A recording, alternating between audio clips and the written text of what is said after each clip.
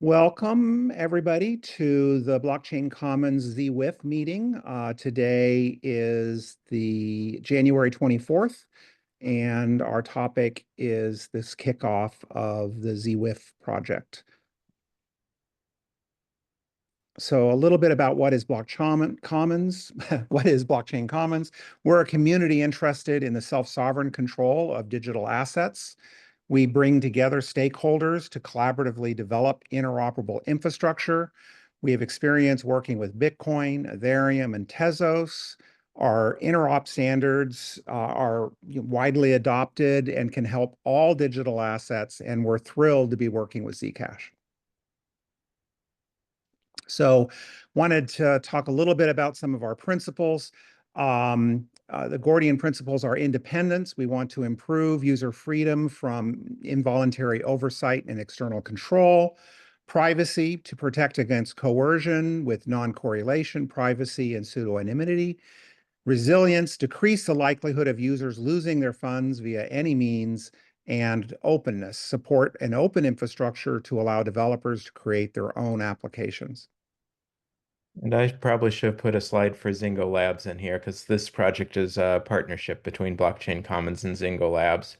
Uh, Someone want to do a quick intro of Zingo Labs as well?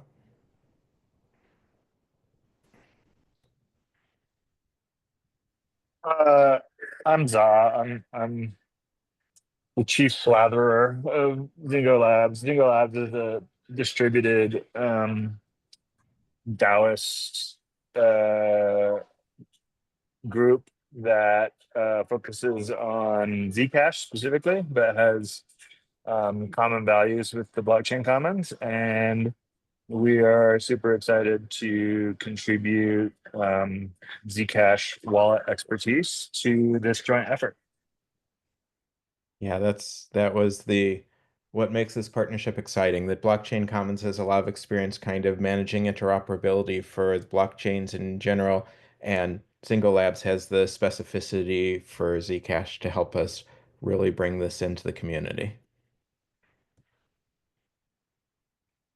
And of course, we want to thank the Zcash community grants for sponsoring this work. We do a lot more than just this. So if you're interested in becoming a sponsor, contact me at team@blockchaincommons.com, or you can also sponsor us on GitHub. We do monthly meetings, a variety of different kinds of research, and we are also available for special projects. So you want to take it from here? Sure. So, the goal of the ZeWIF project is threefold. First, and most obviously, and what got us started here was that Zcashd is being deprecated, and there need to be good methods for moving the funds on Zcashd to other wallets.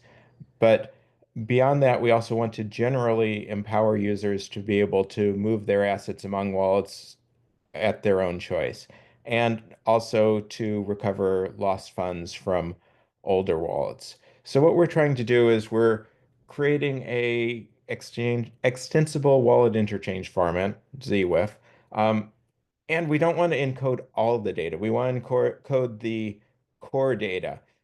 Everything's going to be there. We want to make sure nothing's lost. Our best practices are going to talk about how we should even keep copies of the original wallet file, but we're going to incorporate the core material into an actual defined specification, and we're going to offer attachments as ways to incorporate anything else that you want.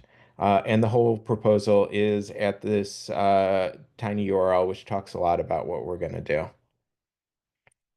And um, this says more of the same, but our intent is to be much larger than just the Zcash deprecation.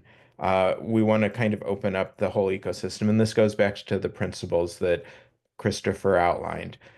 Being able to move funds among wallets at the choice of the user, that goes to openness and independence. Uh, and we also want to provide some privacy and resilience along the way, kind of hitting all of our principles. And we're doing that by using a format that we've already developed called Guardian Envelope, which has encryption abilities. It has the ability to cut out some of the content depending on who you send it to. So that's not necessarily going to be part of this initial work, but it's going to be capabilities that are built into the interchange format and can be used in the future. We're really trying to future-proof in general, which is one of the reasons we want to make sure we don't lock in some of the legacy content. So here's what we've done so far. Dario from Zingo Labs has been looking at a lot of different wallets, over half a dozen, and kind of writing up for us what all of the content is that is stored in each wallet's files. And you can see all of that is at his repo on GitHub. And I've started to spreadsheet some of that data, with the object being to kind of find all of the commonalities and to know what this in one wallet is actually the same thing as this is in another. And most importantly, to be able to, at the end of this part of the project, which is going to be next week, say, hey, here's the things that are used by multiple wallets and that we don't think are deprecated, and so we should make sure they're in the specification. So Wolf here is going to take over next month once we have all of this data for him, and he's going to write up the actual specification. He's written quite a few specifications, some of which we've been working on with standards bodies. And he's going to, from there, also build libraries to make it easy for people to build their own applications to either export or import data using this standardized format. Our goal is to make sure it works for everyone, and that's why we're doing this kind of extensive work to see everything that's out there. Okay, so what are we doing today? We're going to show you and talk a little bit about what we're doing, both on the main ZeWIF project and also on Zingo Labs' ZExcavator project, which is going to be something specifically built on ZeWIF to help recover funds that have already been lost in various places. But beyond talking about it, we also want to get as much feedback as we can. Our main question is, what is that core 20% of data, which is actually going to get you the 80% of the value, that's going to get most of what you need for this? Beyond that, what might we be missing in our overviews as we've described them? And finally, Zcash in particular encodes all of its data in key value matches.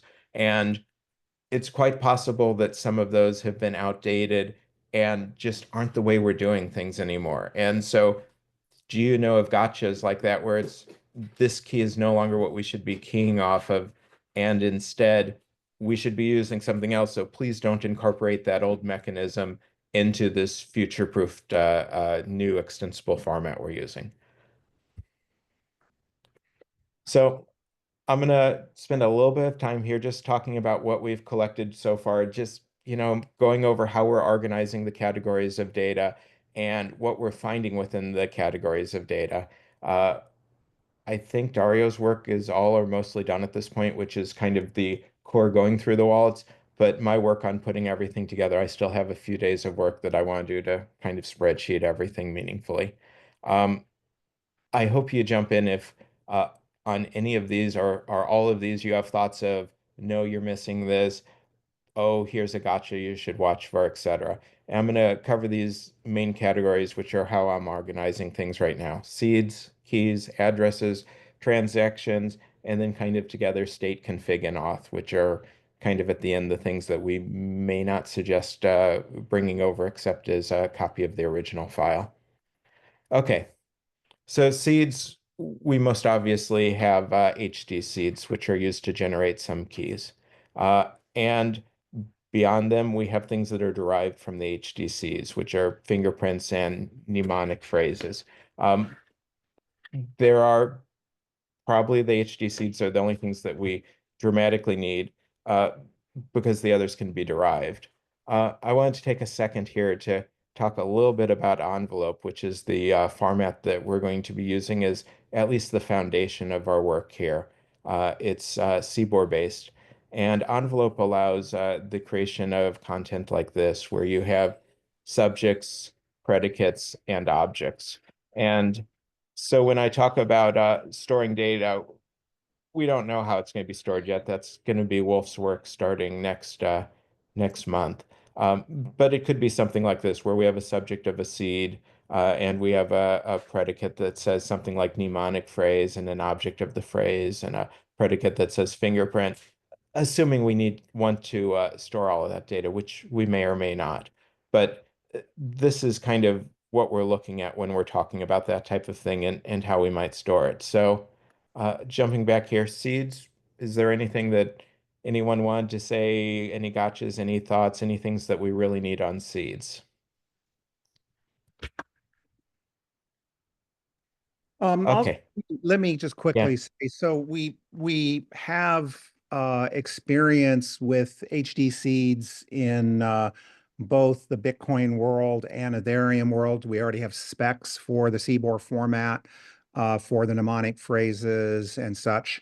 I think one of the challenges is where there might be somebody who's done a variant of a seed. So I know, for instance, in Bitcoin, there is a variant of seed words in the Electrum wallet that caused us some headaches.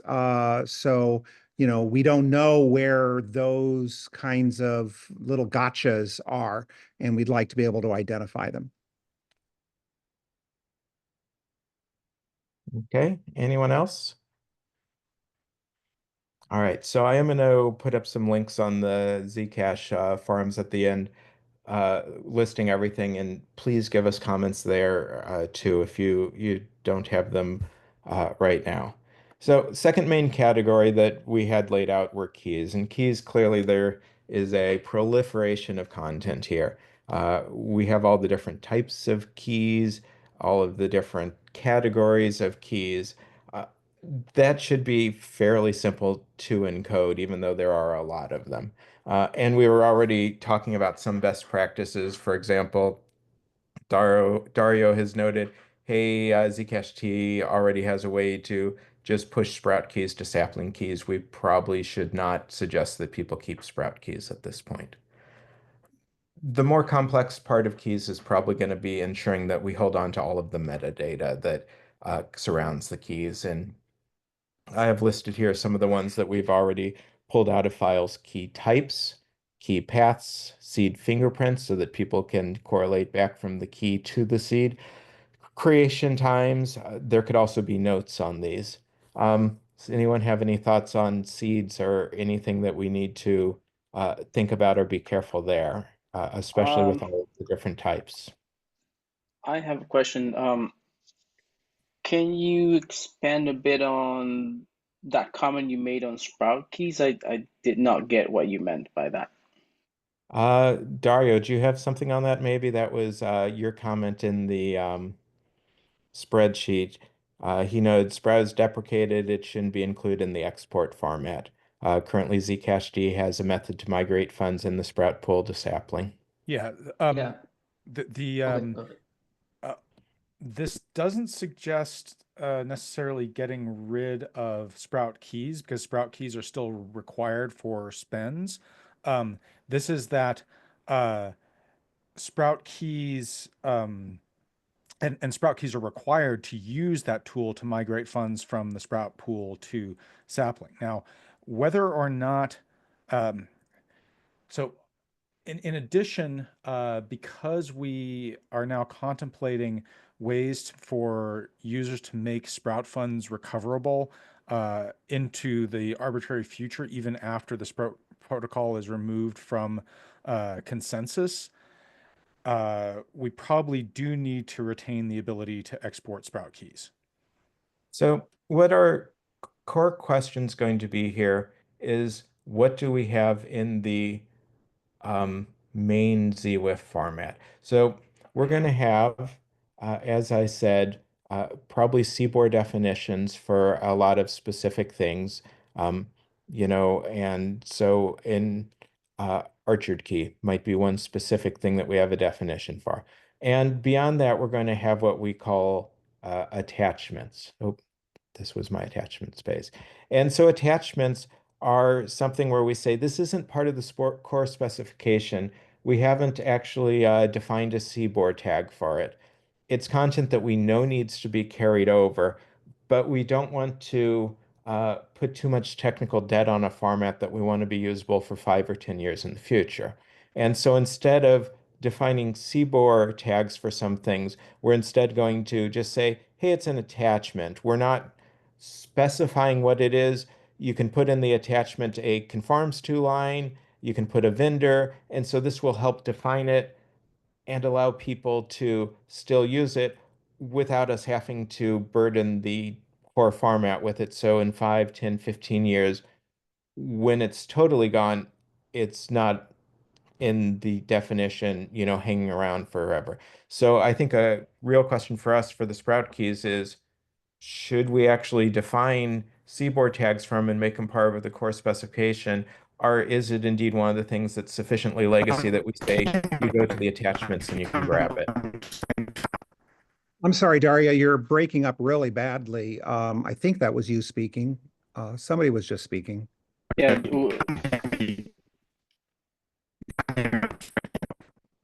Yeah, we're totally hearing robot from you, Daria. We're not hearing anything. Sorry. Daria, can you hear us? Can you use the chat for your question? Oh, did we lose? Okay. Yeah, there am I left. Yep. Yeah. So I guess what this raises for me, the question about these tags is, what is the plan for schema evolution? Because that's kind of the essential question here. If there's a plan for schema evolution that is the schema is going to be extend only, then that gives one answer. If the plan is that there is going to be a versioning system that permits removal of fields in the future, then that gives us a different answer. Maybe I can take that question. Gordian envelope itself is schemaless. In fact, we don't even have a schema specification system for it except for documentation. When you read a Gordian envelope in to memory, it becomes a kind of a pseudo DOM that you can lock in various ways. I don't want to like it too much like an HTML DOM, but it's a tree. And you can basically ignore anything you don't want, and you can basically make your code dependent upon whether something is present or not. So if you're, what we're going to establish is the overall tree of what a Zcash wallet looks like. And then as we extend the specification to include other wallets, there are certain core structures which we will either have CBOR tags that already apply to those things. So there's the CBOR self-documenting that way. Or we may define new additional CBOR tags, tag structures that are used frequently and are needed for kind of wider interchange.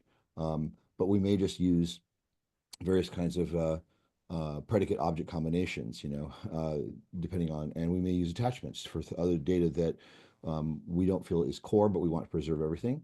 So, in terms of, how we migrate that going forward, as we publish new specifications or updated specifications, then, we can possibly include a version number in the actual format. That may not be necessary in many cases, but if we choose to do that, we certainly can. But in general, it's not the same thing. Think of it more like JSON. It's like a super JSON than a database. Let me respond to that here. So the important part of a schema is that a client of the format can understand what is valid and what is not. And the purpose of versioning a schema is so that a client, it's not about parsing, right? It's about the client having semantic information about the data that's stored. So the important thing that you get with versioning is the ability to say, okay, here are the semantics as of this version. Here are the semantics of this as of this other version. So let me I think there are two different things here. So first off, the envelope format is very capable of handling all kinds of annotations, including semantic annotations. So we already have that capability to be able to say, it's a version, or that it's a particular, you know, this is conforms to something, or other kind. You can put literally anything there. What we don't have is a formal you know, schema.org style of, you know, how do you see these in the big picture? Because there's so many of these. There's OWL, there's, you know, a dozen of these different kind of schema format type things. And in fact, you can use all of them. We actually have some demonstrations where, you know, somebody puts both an OWL tag and a schema.org tag or whatever. But I think I need to address a Okay, separate. how about that? Go ahead. Yeah, we can hear you well there, Emma. No, you sound clearly and loud. Nice. Okay. So I think the other Okay, issue, cool. maybe what we're trying to get to is, you know, one of the things that, you know, our experience from the Bitcoin ecosystem is that some values we need to deconstruct. So for instance, there was a wallet that had something called, I forgot what it was, something like HD accounts, but in fact, it contained every account that was possible. You know, could be 100 of them for a particular seed. And in that particular case, it was important that we actually deconstructed that into the individual paths and you know, details about change addresses, which would be handled differently on different ones and things of that nature. So we deconstructed that and we actually have a well-defined format, as opposed to descriptor. So descriptor is a text format with text keys that is evolving, it's changing. For instance, there's been a new addition to it in the last few weeks. So rather than saying, oh, we are going to deconstruct this into, you know, an easily serializable structure, we would pretty much keep it intact, with the exception that all the keys that are in it, we have these little include marks that basically allows us to have the keys be in a standard format, not in this text format. But all the other parts of the structure are you know, we're basically saying, you know, you're going to have if you're going to support descriptors, you have to have a descriptor parser. You know, we're not, and part of that is the awareness that descriptors are evolving and changing. The keys inside those descriptors aren't. So it's the same kind of thing we have to do with with some of these Zcash values. Is, you know, in some cases we can just accept it as is. We say this is you know, this is a key. The key is of this path type, this how it was generated, or, you know, where it came from. And you know, for convenience, we say that this is you know, a sapling key, or, you know, or whatever. But then other things, you know, that might be more complex structures, especially when we combine, when we're kind of doing the key value pairs of things. You know, we've experienced in Bitcoin where, you know, Bitcoin D indexes everything off of addresses, but nobody else does it that way. So you know, all the metadata is off of the addresses, not off of the accounts or the seeds. So, you know, there are interesting problems of deciding how to do that. And, you know, some things, you know, you know, if we do it right, there still will be some things that are on the edge. And that's what this attachment is for. So this is for all the stuff where it's like, you know, we don't want to deconstruct this particular metadata or this particular item, and, you know, because it's just not worth it. If you need to use it, you know, it's there, you do it, but you're going to have to write your own deserializer of that little fragment, and we'll point you to where to go get that. But, you know, it's not going to be in there.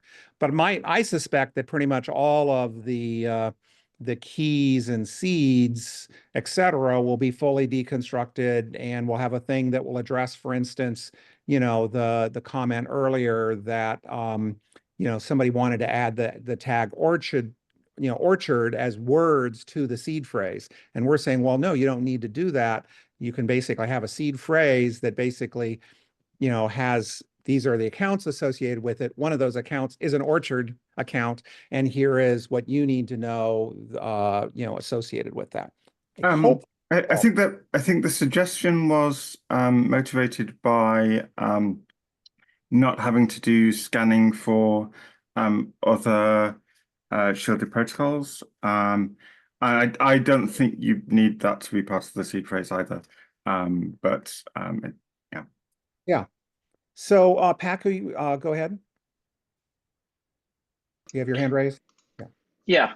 I think that probably there I'm already stating some kind of answer. Yeah, and what I wanted is to just like not maybe take the whole call with this specific topic, but it's important to probably make a decision on it. So it would be useful if Derima, Chris, and Strad could maybe I don't know, contribute their opinion on whether Sprout keys should be in some format or another, and within the ZeWIF format. And also it would be really interesting to get your input, Wolf, Shannon, and Christopher, about whether now that you know that there are probably plans to be for Sprout funds to be redeemable in some other ways other than the turnstile that already is available on Zcash. So now that you have that context, you could say, you can give us your opinion. I don't think the answer really depends on that. I think the answer is that yes, we want to support storing Sprout keys, and that's it. Yeah. Yes, I think that. Agreed. Yeah, but the format would be as an attachment or as a tag. I think it doesn't. I guess. No, it can be first class, but the same as sapling or orchard. Anyhow, it's just that we don't need to spend much time or complexity on that. It's just the same. And that comes to the sort of 80-20 that we were talking. We feel like there's 20% of this. We need to do a deep dive. We need to do it right. We need to future-proof it. We need to completely, make it completely deserializable, et cetera. And that will solve 80% of the problems. Right, but I mean, in the case of Sprout, that applies to transaction history. But if you just want to get the funds out, then we know that that's necessary. So we should just define the key format as first class, not metadata. That's a great answer and exactly the type of thing we're looking for here. So thank you very much. Yeah. Awesome. Okay, Shannon. Yeah, so just continuing on through some of the other stuff that we've been collating, organizing, listing so far, we clearly have addresses. And again, I think the biggest challenge there is going to be the metadata, because people have addresses associated with the names of people, with descriptions of what the addresses are, etc. Any thoughts on addresses, anyone? So more of a question, because I think that this question is related to how you've handled Bitcoin wallets in the past. So there are two different sorts of, and this is specific to the transparent pool. So the legacy transparent set of addresses, those that were generated just from system randomness, are considered to contribute by Zcash to a single pool of funds. The individual addresses are not distinguished from one another, although, the individual addresses might be meaningful to individuals, but as far as Zcash is concerned, when you're spending from the transparent pool, you're spending from a pool of funds. Now, that is similar to, but not exactly the same as the case when you have HD-derived addresses, where the pool of funds in the HD derivation approach is the account, right? The Right. BIP32 account. So Um, isn't this a legacy from Bitcoin 12? I mean, the old Bitcoins had these pools. So I think yes, we're going to archive the pools, but then and they don't have they're not indexed to an account in the same way that HD addresses are. But I think one of the big questions is how much do we just want to capture the pool in a format that is very legacy code friendly.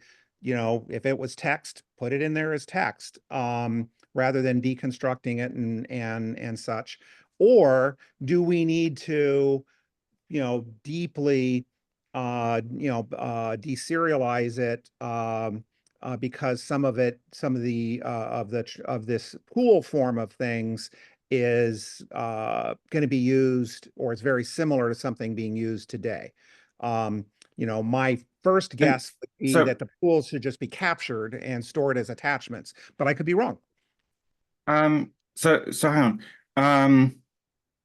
First of all, there's a slight inaccuracy in what Chris said, I think. So this is not a whether the address is transparent or not, because you can have transparent addresses in ZIP32 accounts. And those, in that case, the account is the unit of funds. Yes, what I was referring to is specifically, so the way that we approach I don't see how the legacy thing is different from just another distinguished account. So long as the notion of a distinguished account is generalized such that it can be either an HD derived account or a sort of bespoke legacy identified account where not all of the addresses within that account are derivable from the same seed, then that's, or, not all the keys in that account are derivable from the same seed, then that's fine. Yeah, that's what I meant.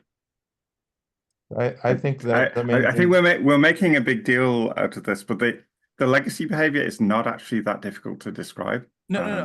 What I want to okay, so I guess the requirement that I would state then is that accounts are an abstraction that in some cases may be associated with a ZIP32 account, but that is not a requirement that abstraction hold in all cases.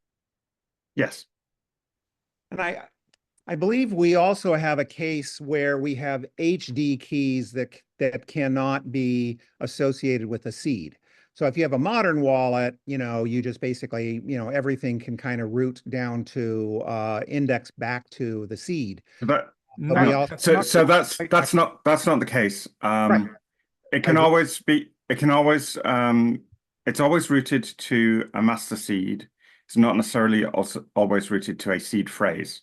Right. So that the relationship between seed and seed phrase is complicated, and we don't need to get into that here. But the master seed is used exactly as in BIP32, basically. Are we restricting that comment to just a specific wallet that guarantees there's no? That's the whole Zcash ecosystem, as far as I know. All wallets. I mean, wallets that allow you to import a UFVK, or don't have. Yeah, that's okay. That's fair. Yeah, sorry, you're right. Yeah, so as Chris said, you need to abstract the idea of an account so that it can either be a ZIP32 account, or it can be you have a UFVK for it and you don't necessarily have spending authority, or you have a USK. A way that USK is an internal concept, but we could make it well defined. It's only internal in the sense of how you encode it. The concept of spending key is absolutely something that we could choose to store. Right, but I said USK, which is a kind of a collection of keys for different pools. That's an internal concept. There's sort of this hierarchy, right, where data may be stored relative to an IVK, data may be stored relative to a UFVK, each of those, being associated essentially with a single account. Maybe let me rephrase it. If you will, for HD derived stuff, you will have, and this is both if it changed back to a mnemonic or not, you will have an IVK, potentially a UIVK. Then you may have a UFVK, which increases the capabilities you have. You may then have a unified spending K, which increases the capability you have. That may then be associated with an HD seed that increases the capabilities you have. And then that in turn may have a corresponding mnemonic phrase, or it may not. So that there's kind of this hierarchy, and then there is, in any one of these, it is possible that that account also has just a bunch of arbitrary keys under it, which were derived from system randomness. Right. And that's true for Sprout and Transparent. Great. So, I mean, these are exactly the types of things that, we need to do correctly and design it for when, for when, a wallet expects something and it isn't quite what they expected. But we will need help as we go along to draw lines on, for instance, that sub-object, the pool. You may decide, I'm talking about the random pool, that you may decide, well, really, that's not a best practice today. Let's just store it easily in the most legacy-oriented code fashion for that, or not, that we actually need, because it is something used in a modern wallet, and thus we should completely parse it. That's the domain knowledge that we're really depending on this team to help us make decisions on. Yeah, the hierarchy. Go ahead.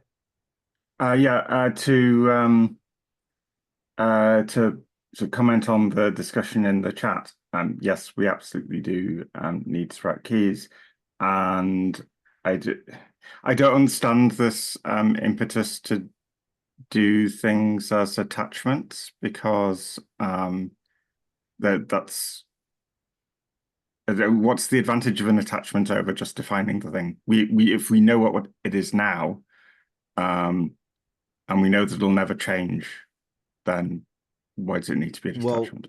The part of it is, as we research various wallets, and we decide that certain things are worth documenting in detail, or there may be implementation details of various wallets.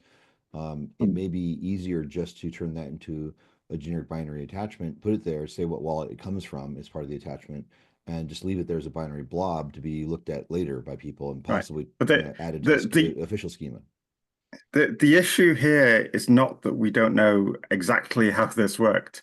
The only wallet that supported Sprout is the Zcash internal wallet and Zec wallet via Zcash D. So let me, and so there is only one format to look at there. Let me talk about this in terms of wallet behavior, and to get back to sort of the notion of schema. So if I am attempting to import a wallet that was exported from Zcash D into a new wallet, even if that wallet doesn't support sending Sprout funds, which it won't, I should be informed at the time of import that the Sprout keys from my old wallet were not migrated, and those funds are not accessible using this wallet. So even wallets into the indefinite future need to have at least the understanding of what keys have existed in Zcash history, so that they can adequately inform their users and not have their users be surprised when their funds are inaccessible. Right. And that's what attachments also allow to do for future things. So say somebody comes along and basically says, oh, we've got this whole elaborate scheme in our wallet for, indexing people identities with their transparent address, with their addresses. I must be misunderstanding something, because to me, the purpose of some generic metadata attachment in a data format is that it's for extensibility. It's I would say the main you don't know concern at the is time actually you're defining the form. This is time. You don't know at the. Gary, go ahead and finish. You don't know at the time you're defining the format what it's going to be, and so you encode a generic blob. In this case, we know exactly what stroke keys are. We don't need to use attachment. I think we've totally gotten specifically. This is about time and budgetary constraints when it comes to ingesting a number of different wallet formats, which may have sections in them that are not some of the core sections of them. I mean, they may be the details of those wallets, but we actually want to make sure we preserve everything, even if we don't have the time or budget to make everything in every wallet first class. So there's a distinction here. There is the information that every wallet must understand, and that is the key data. And then there's the information that is fine for a wallet to ignore, and that's what I see as being a perfectly valid use for things like attachments. That's exactly our yes. aim with this. Yeah. Okay. Okay. Cool. That's fine. That's our intent, and we've totally heard Sprout keys should be first class. They should be defined, and the thing is that we're looking at 6 or 7 or more wallets, and some of them have some very specific data that probably isn't important for most of them, and we just want to make sure the data is preserved, but not necessarily part of the wallet format. I completely understand that, but Sprout keys are not really a case of that because they, as I said, they were only supported by the internal wallet. Yeah. So I think we've totally heard that, and we appreciate it. Yeah. Okay. Next, Shannon. All righty. Before we move off of addresses, I didn't hear anybody talk about, I mean, usually when we're thinking about addresses, we're thinking like an address book, addresses you've retrieved from some other people. I didn't hear anybody talk about addresses that we create from the keys that we want to keep associated with people or other nodes. Did I miss it? I mean, Zashi has that. I mean, it's been a suggested feature for Zashi that you can annotate a key when you're giving it out, that you're giving it out to a particular party. Right. And Zcash does that today. Yeah. And that's what we have here, that there's going to be metadata with addresses, names, and descriptions that people give them. And I think what you're pointing out, Andrew, that we probably need in here too is we need to classify addresses as internal to the wallet or external. We've gone from someone else. Right. Good. Yes. Presumably the wallet format itself has a way of segregating those kinds of addresses. And as we parse the wallet format and see those sections, then we will create corresponding structures in memory, which will then be exported to our interchange format. I mean, the idea that the general architecture I'm planning is that we will have a core set of in-memory structures which are not designed to be manipulated by a wallet. They're interchange structures, which means they have space for attachments and so on. We have a front end which can be adapted for any wallet format, whether it's based on Berkeley DB or something bespoke. But the idea being that the raw data comes in, it's parsed into these in-memory structures, and then we'll have a flexible backend. The main deliverable from us will be to Gordian envelope, but that could also be plugged into by anybody to export to any other wallet format that they want to support. So the idea being that it will be a general kind of migration architecture for Zcash wallets, but we're basically doing, we're not writing a wallet ourselves, we're writing the interchange format. Right. Also, what about? So hang on. There's another thing here. So my impression had been that as well as being an interchange format, any particular wallet could choose to use this as a main format if it wanted. No, that's a non-goal. It's never been a goal. Okay. All right. That's interesting though. What about recording transparent addresses that have not been used but have been issued and therefore needs to be continually checked for funds? Well, if it's in the DAT file or whatever the wallet format is, then it will be in the interchange format. Other than that, it's not a matter of being a kind of a database format that will be updated. If you re-import your DAT file at a later date and there's more addresses in it or whatever, then those will be re-import, but presumably you are either archiving or transitioning from one database from one format to another. Okay, so it sounds like my scenario is covered then. I think I so. think so. Shannon? Yeah. All right. So, moving on, I think the last big category maybe was transactions. And a lot of wallets seem to record a lot about transactions in a lot of different ways and with a lot of content. And our challenge here is going to be figuring out what is not recreatable, or at the very least, what's not easily recreatable. Again, we want to store the entire DAT file as part of our the envelopes that we're creating. But there seem to be some things in transactions, and Dario and I have been trying to specify them out. Prices, at the time of the transaction, addresses, recipients, scripts in particular, full viewing keys, notes that people write about the transaction that we want to make sure is marked first class, as opposed to the more state-focused information, which, is second or third class. And so my general question here is there any non-recreatable data that we really want to watch for that we're not right now? And is there recreatable data that is just such a pain to recreate that we want to make sure is in there as well as first-class content? So one of the things that that is unique to Zcash is the ability to make specifically the recipient information unrecoverable from the chain by using a random use once and then forget outgoing viewing key.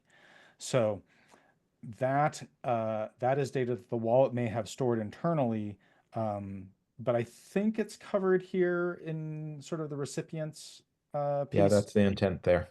Okay. The other thing I don't understand from looking at this is how are full viewing keys like why are full viewing keys on this list? Some of them seem to be associated with transactions.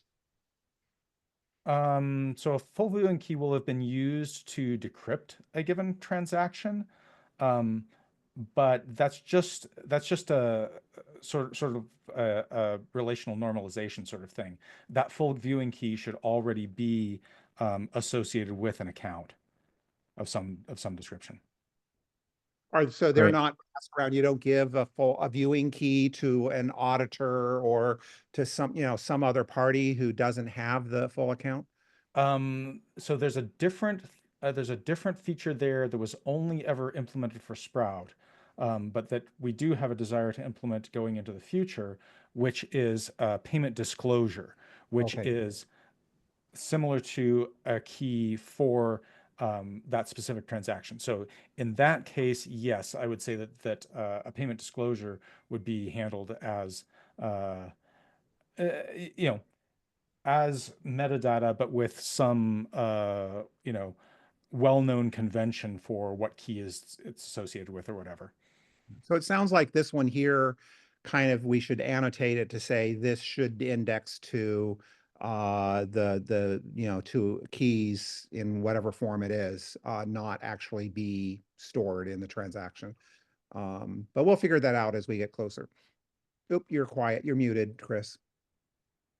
If You're you muted. find somewhere where that's not the case, where then I'd both be very confused and really want to know about it. So if you find some association between an FVAK that is not the FVK that decrypted the transaction and the transaction, then I really want to know about it, because there's I'd put better than even odds that that's a bug.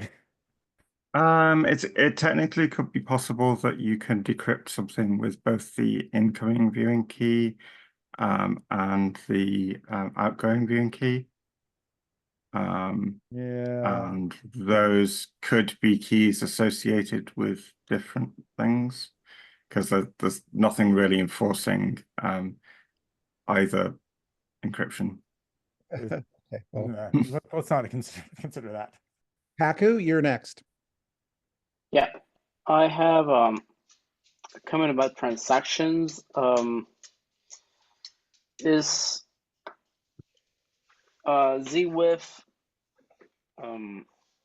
expected to be a complete definition of the data present and stored by a wallet, or will it rely on re-downloading available information from the blockchain itself?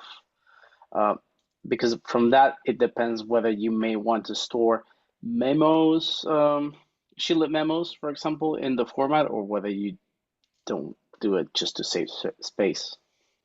The idea is that it will ingest the actual file itself and not actually rely on anything, on the network. So it will, our tools at least, you certainly, if people want to create a new front end or a new back end that does access the blockchain for various things, they can do that. Our planned deliverables don't involve doing that. But I Okay. think there is And a then, good question, Wolf, here on whether when there's transaction information that is entirely on the blockchain, is that something we want first class in the core definition, second class in attachments, or just say see the blockchain for the transaction Yeah, I info? would say a reference to the blockchain. For example, like just a transaction ID that is obviously retrievable, but is not something that is in the actually wallet DAT or whatever format we're ingesting.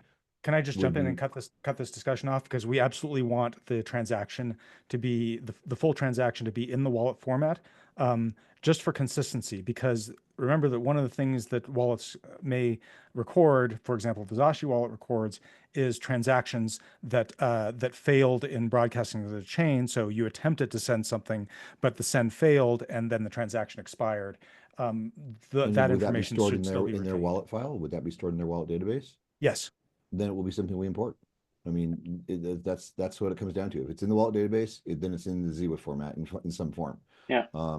And I have the question is whether or not we are in our tooling going to go out to the blockchain and retrieve additional information that is only referred to in the wallet.dat. And the initial answer, my understanding, unless we decide otherwise, is no, but that certainly can be an option for future extensions or things like that. Yeah, I have an the extra answer there thing. should be no. That is not related to transactions, but I may have missed it, and it was mentioned about wallet birthdays, which is like the first block height that the wallet received a transaction, or it could be an arbitrary birth date that the user wants to choose to start scanning from. Yeah, it looks like it's not on my next slide, but it was in the Okay. data that we've been pulling for, I think I have it marked as config right now. Yeah, there's wallet birthday right now. Oh, okay.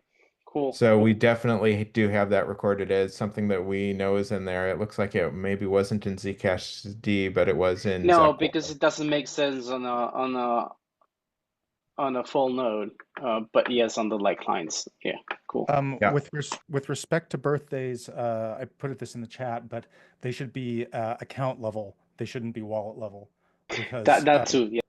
different accounts may have been created at different points in time, and it's important to preserve that metadata so that when you're scanning, you can skip scanning with keys if you're only interested in certain accounts. Yes. Way, this is one of those categories of things where it's interesting because we actually have the concept of birthday that is used in other blockchain wallets, but we've gone with the date because rather than the block height, because and so the question is, do we want to just store as it is right now the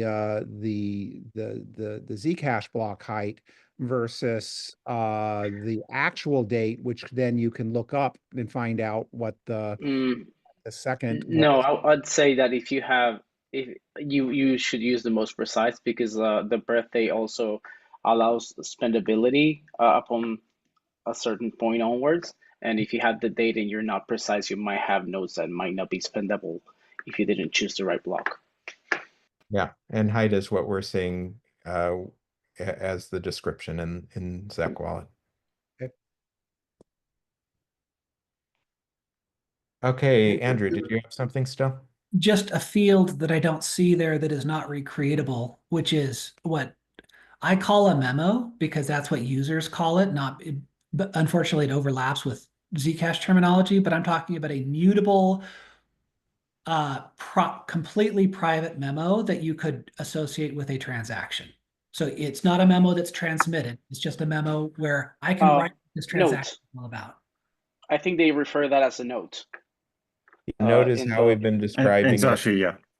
And I think it wasn't maybe in the two that we have listed in here so far, but I totally expect it to be in there. Great. Yeah, this is an unfortunate overloading of terminology, I think. Yes. Yeah. Because Yes. we also, so we call shielded, what might have been called shielded UTXOs are instead called notes in general Zcash terminology. And so Why not call this a notation or something like that? yeah, or Annotation. Tag, annotation. Comment as well could be, yeah. annotation collides with an important concept in the Comment. format itself. Yeah, well, Good All point. right. I've added it in there to make sure that even if I don't hit it on wallets for some reason, that we make sure it's in the format. Great. Excellent. And we've got here marked in red the ones that we think are not recreatable. Okay. Anything else on transactions, or should we move on? We're almost through our core Yeah, stuff move on. we have right now. let's go on. All right.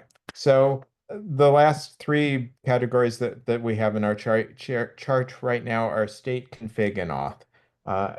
And these are the ones that probably will need the most discussion about how to encode them. State are things that just describe the current state of the blockchain, prices. There's a few things that were pre-calculations of specific keys or other content. Config, what wallet was it? What version of the wallet was it? What variables were set in the wallet? These are just very specific how the user is choosing to use their wallet. And the last thing we have are auth, which I found two different ones in main wallet keys and encryption keys. Encryption keys are nonces are being used to encrypt certain information, and our best practice is certainly going to suggest decrypt it with the probably will suggest we're looking for discussions of all this. Decrypt with the keys in the wallet, export to our format, and maybe re-encrypt in the actual envelope format, since encryption is built into the envelope format, and wallet keys, which are just getting into the wallet. So I think a lot of these we're going to ask, are these first class, by which we mean we're going to encode them with CBOR? Are they second class, meaning, yeah, we'll put some attachments in? And I think this is one of the prime cases for attachments where, like all of the wallet variables, probably the user is never going to care about them again, but at least we want to have the data if for some reason it becomes important. And third class is we're just going to back up a copy of the entire file in the envelope. So these are kind of our last categories, which are, we think, the least important things for asset recovery and usage. And that is, by the way, our kind of last fallback, which is to even though we import and structure a lot of this data, one of the fields in the envelope, one of the actual statements in the envelope will be, here's the original file. So if we missed anything, it's definitely in there. So let's go through these, I think, in order. Commitment trees are probably the most fiddly one, because they are stored in several substantially different ways. And my first thought on commitment trees is that first off, they should probably be stored if possible. The second is that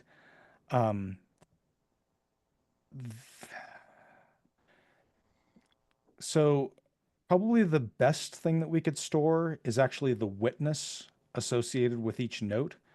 So that sounds right to me. That is the Merkle path to the note as of some specific block height, which should probably be the the block height at the time that the wallet export was made, or the greatest block height recorded in the wallet. If Well, we as, just as long as it's an offline yeah, conversion from a wallet DAT file. yeah, Because- as long as it's well defined, yeah, and preferably should be the same for all such Merkle paths. Yeah, that's going to be the best thing to have, is the full witness for each note as of the maximum block height represented in the source wallet. Right? Yeah, and that height should be explicitly encoded. Yeah, that height needs to be a field.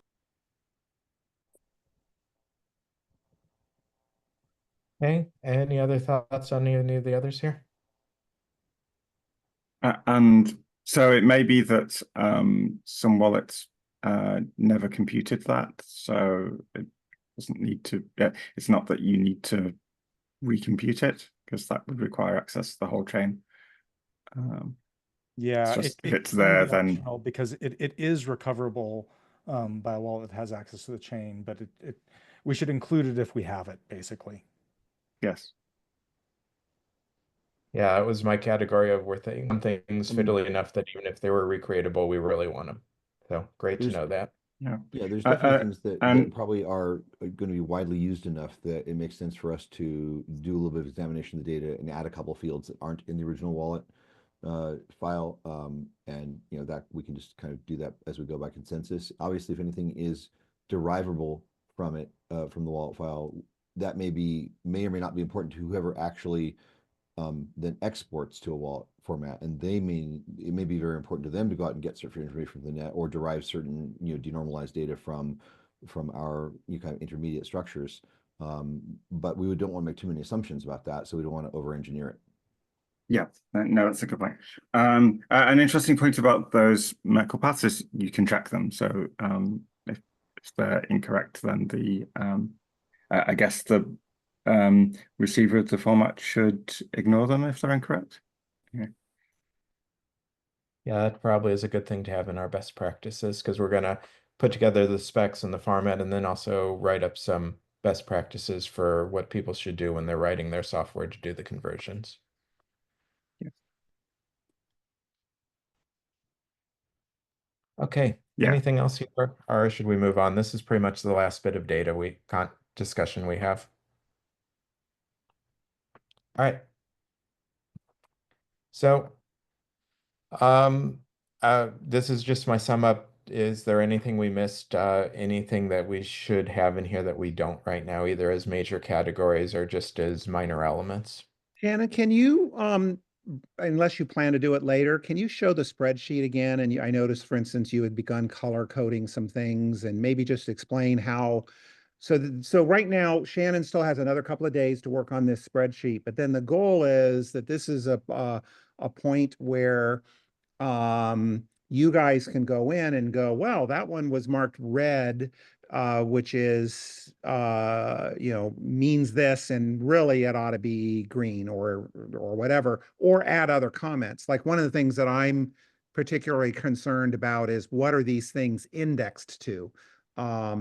Or is it, or in some cases might require multiple indexes to. So like transactions are, can be indexed to, I'm sorry, index can be, transactions can be, indexed to an address, but is there any reasons why it might need to be indexed to something else? And what are those other indexes that we want to try to preserve? So can you explain a little bit about the spreadsheet, and maybe somebody might go, we need a new column. Yeah, so this is our spreadsheet here, and our main columns here we're kind of categorizing everything, which I hope will help Wolf when he's figuring out his trees of data. We're putting a description in to say, what is this content? And then we're saying, hey, how does Zcash D encode it? How does Zec wallet encode it? And there should be a couple more wallets on there by the time we're done. And the main point in this exercise of going through the different wallets is they are kind of revealing the smallest datum that we should be encoding. And so I know for some of these, we've actually had data where there is a single datum in a wallet that actually contains a number of different things when you break it down. And so, like the Sprout keys in Zcash D, they're all encoded as the ZK meta variable, but it actually holds a creation time and a key path and a seed fingerprint, which are the type of things that we're starting to break apart.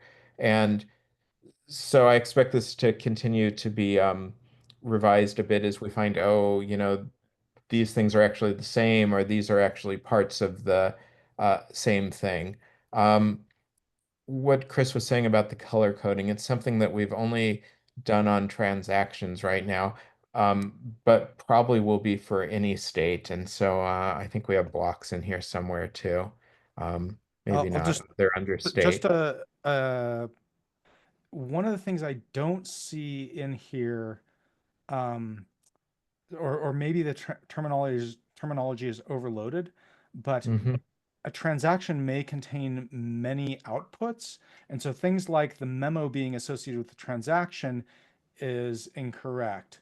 The address being associated with the transaction is incorrect because the transaction is a container of many outputs. And it looks like all of these, things like values spent are, those are properties of the outputs, and then you have a collective value spent for the whole transaction. Um, you know, the yeah, so it looks to me like transaction needs to be split up into yeah, the transaction and then all of the individual outputs that are in the transaction. Yeah, I appreciate it. That sounds like that would make sense, breaking out the outputs. I think that will help better define things for Wolf. Uh, but the other thing I was saying is the only color coding we've done here is for these kind of state related things. I wanted to start looking at what do we want to be really careful with because it's not recreatable and what things are recreatable. And so there's some green and red for those. And I don't remember what the blue was because Dario was the one who was helping me with this. Dario, what was the blue? Just make that another column, Shannon, rather than color coding. It means that it's dependent on Yeah, if I'm it's, the it's recipient or not. yeah, the It's on entry the in right column one. B explains why. Yeah, recoverable if I'm the recipient. Yeah. Okay, so that's the color coding, and as Chris said, we'll make it a column so that you don't have to know what uh, the coding actually means.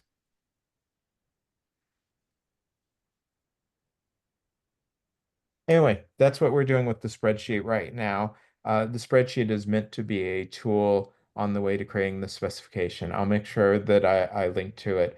It's also going to be linked from the QR code that I have at the end of this. And we definitely want comments, suggestions, because this is what Wolf's going to use to start building out the spec. And of course, there will be time for comments on the spec too.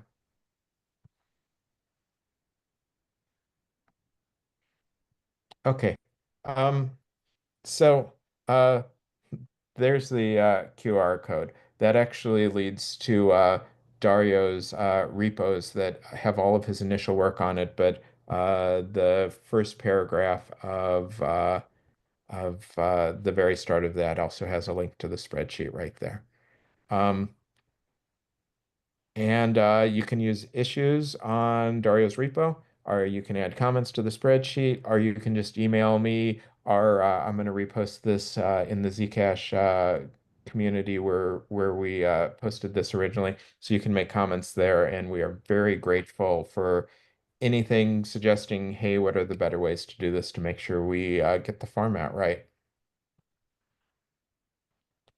So the other part of this project is ZExcavator, which Zingo Labs and Dario are leading on.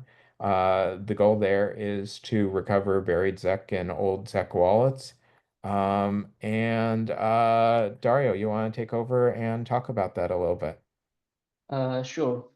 Over the past few weeks, we've been adding support for Seg Wallet. It's partial, we are not passing the whole file yet, and also for Y Wallet. What in the next few weeks, what I expect is that we'll finish the full parsing of Seg Wallet, and also we'll be adding some sort of sync engine, a new which Oscar is working on. Mainly to test a couple of leads we have on some bugs. Some are related to derivation paths, and some are related to node decryption, node plain text formats, I mean. Yeah, that's what we'll be working on in the next few weeks, where there's a repository. And I wanted to give a special thanks to James Katz, who's been helping us a lot lately. So did you want to share screen and show any of that? Yeah. Sure. So feel free to just take over there. This will, yes. You should be able to see now. Yeah. Yes. So what we have is basically like a bunch of dummy wallets. One for Seg wallet, which is the one that we are testing against. And what we're parsing for now is the wallets, the addresses, I mean, and a couple of blocks. We still are missing some details, some structs. We just haven't implemented them, the actual parsing. But once we have that, we'll get working on the node decryption, which I think is the most important problem that most users came across. It's related to the canopy upgrade. That will be our focus on the next few weeks.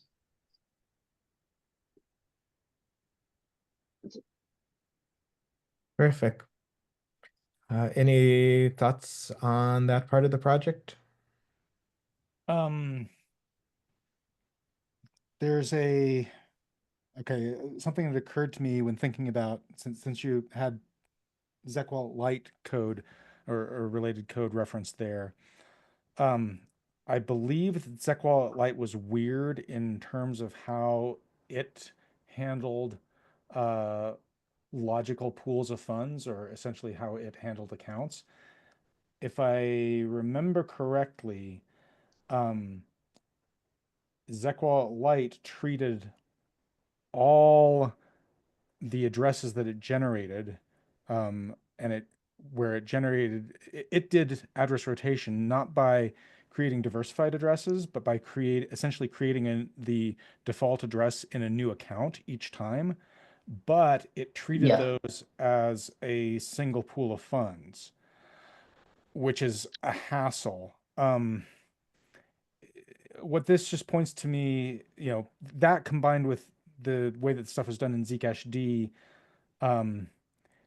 we have a couple of options there. One is that we could just say, okay, well, what ZeWIF Lite did is wrong. We're going to just treat these as separate accounts, and if you want to merge those funds, then you have to explicitly do so.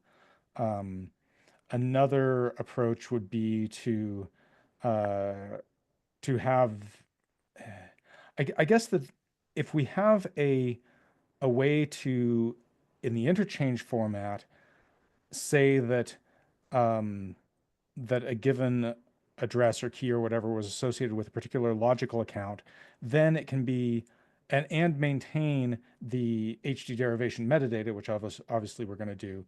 Then it can be up to the importing wallet how they want to treat, for example, those ZeWIF Lite generated accounts.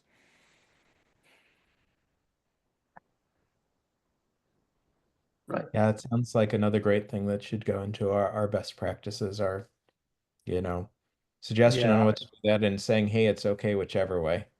Yeah, this it's pretty clear, I think, that this notion of a logical single pool of funds is going to be important, and we're just going to need to have that well represented in the format, and then individual wallets can kind of, pick their poison because there's not a good result, and it's just a best practices of here's what we suggest. Good luck. Great. Thank you.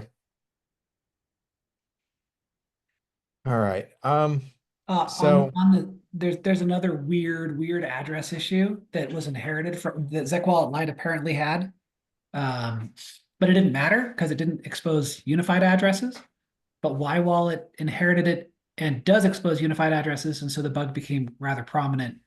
I don't know if it'll be relevant to the ZExcavator, but basically, unified addresses in YWallet show the transparent address from the first account instead of the account that it's supposed to be. So if you create a second and third account from the same seed phrase in YWallet, it will include a transparent address at the address index matching the account index from account index 0. So it screws. It's just violating the spec. It is from my point of view. Right, and he won't fix it because of but when we're talking about recovering funds, I don't know if that's if you recover funds from a specific account or whatever, but just seemed. I mean, so what I would suggest is just have a flag that says this wallet, this imported address behaves in this weird way, or this account behaves in this weird way. I'm not sure you can tell from the blockchain that. Right. Okay. So you have to scan it anyway. But that's probably the purpose of ZExcavator, is that it's really like precise purpose application where all this weird logic that should not exist by any means, but it does exist for its own weight of the reality. Just it's used to mitigate or remediate the situation, and probably the ZExcavator could provide some logic to sweep the funds and I mean, maybe in that particular case, I mean, there's no harm in scanning apart from performance in scanning an address that you didn't need to scan. So what I meant is that I'm not sure that any like what Andrew described, I don't think that should go precisely into the ZeWIF format. It's probably under the umbrella of the ZExcavator, because it's like the we can the responsibility of we can encode what family of wallets the sort of the data came from, and occasionally it could be the case that a particular seed phrase has been used in more than one family of wallets. Yes. Would it be So would it be possible to kind of have a list or set of the wallets we think the data? Well, that's a great idea. I hadn't thought of that, but that's a total reality due to sandblasting and people just putting their seeds in any wallet that will actually be on the App Store. So I mean, for bringing that up, it's a great idea. That's not completely reliable, because let's say you've started out in wallet A and then imported into wallet B, and then you export into the ZeWIF, then the export will know about wallet B. It won't know that wallet A was ever involved. Well, so that can only be handled by heuristics. I like the direction you're going. If the format allowed a list of wallet apps that have seen it, so if I go from ZeWallet This is historical, right? But if it happened again, ZeWallet Lite would leave its fingerprint on the file format. Then I import it, I switch to YWallet, and it leaves its fingerprint there. And eventually I take it to ZExcavator, and it can say, oh, okay, I can see from blockchain height this to this was this wallet. Yeah, that's a good point. It might stuff like that might happen again. And so yeah, Right. you should always preserve the existing things in the set. Yeah. And assuming ZExcavator is interested in preserving account boundaries as opposed to sweeping all the funds from all accounts to one place, and there seems to be a lot of value in that, in my estimation, we would want it to recognize, well, YWallet influenced this seed phrase from here to here, and therefore I'm going to read transparent address indexes as if they were transparent account indexes. Yeah. Yeah, Right. there are heuristics like that where that information might be useful. So yeah, I think we should include that. Yeah, I definitely think that we want the format to include a fingerprint for every wallet and version. That's a good point. Yeah, Version as well. All right, so that's pretty much our discussion of the data we're collecting, what we're thinking about for the specification, and ZExcavator. We do have some more stuff that we'd like to talk about in the future. It's not really for right now, but we kind of wanted to point it out to the community here because we've done a lot of interoperable work for a variety of blockchains, and we'd love to bring some of it to Zcash D. One of our most important things that we kind of thought about including in this proposal and eventually pushed it off because it kind of muddied things was we have some standard seed formats. This is what we call our object identity block, and the intent is to help users to identify seeds. And so we have here a life hash, which is the blue graphic there, which is a Conway's Game of Life derived graphic that is specific for a seed. We have some of the digits of that seed. We have some of the digits of the master private key. We have a name that is partially derived from the color of the life hash and partially derived from some random words in our byte words format and size. And the idea here is that we want users to be able to recognize the same seed if it's on different devices. We want them to recognize the seed when maybe they're having a pop-up saying, hey, do you want to, fund money with the seed? And so if you're interested in this, we have more at our Developer Blockchains Commons website. Like I said, this is the object identity block, and so it's at /OIB. And look at this particular seed, which is our main example seed, is at seed-128. And to be clear real quickly, Shannon, if I may clarify, this isn't just concerning seeds. You see the little seed icon in the upper right corner of the life hash there. It represents a seed. That's the class of the object. That could be anything. So this is just kind of the format that we've kind of settled on and that we're promulgating. But that could be any kind of object, could be a key, could be a transaction, could be anything like that. The life hash is designed to be very distinct and different, even based on, obviously small perturbations in the input. So the idea is everything you need here for a user to recognize and work with a digital object of some kind is here. I think that the important thing here is this is, if you begin to support being able to use this format for seeds in the UX, that makes it easier for people to move their seeds from one wallet to another. It allows us to leverage some of the different key recovery and key resilience capabilities and begin to use envelope.